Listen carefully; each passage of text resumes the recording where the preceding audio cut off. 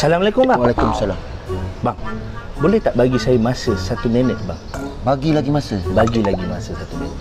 Kau boleh bang? Okey bang. Saya daripada Limpap Agency bang. Limpap lagi? Limpap lagi bang. Abang macam ada masalah je ni. Tak.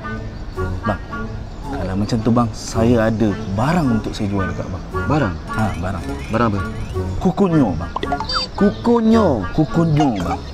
Kukunyo. Tak. Tak nak. Tak nak. Okey bang. Ada lagi bang. Apa? Mesin padi bang.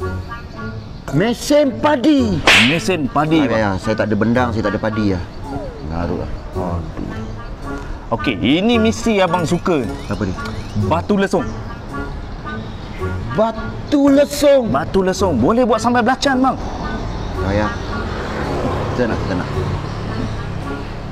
Kalau batu lesung abang tak nak. Okey bang. Ada lagi. Apa dia? Mesin tebu. Mesin tebu orang guna bulan puasa bang. Tak apalah, tak payahlah.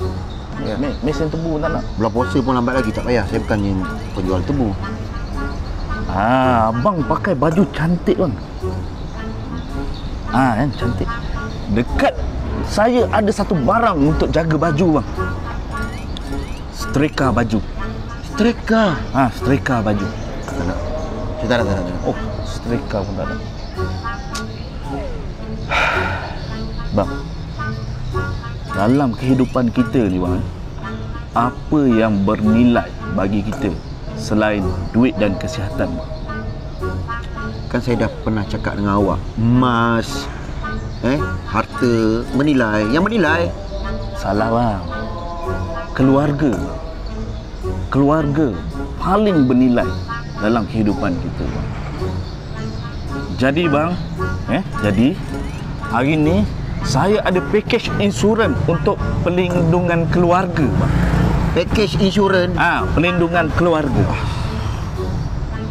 Sakit perut. Kenapa? Sakit perut bang. Abang boleh duduk sekejap tak? Lepak tak? Saya nak begok cair ni rasanya. Boleh bang? Allah. Pergilah. Sekejap bang.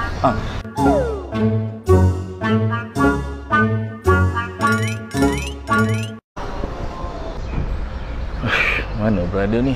Lama. Kata sekejap. Sayang.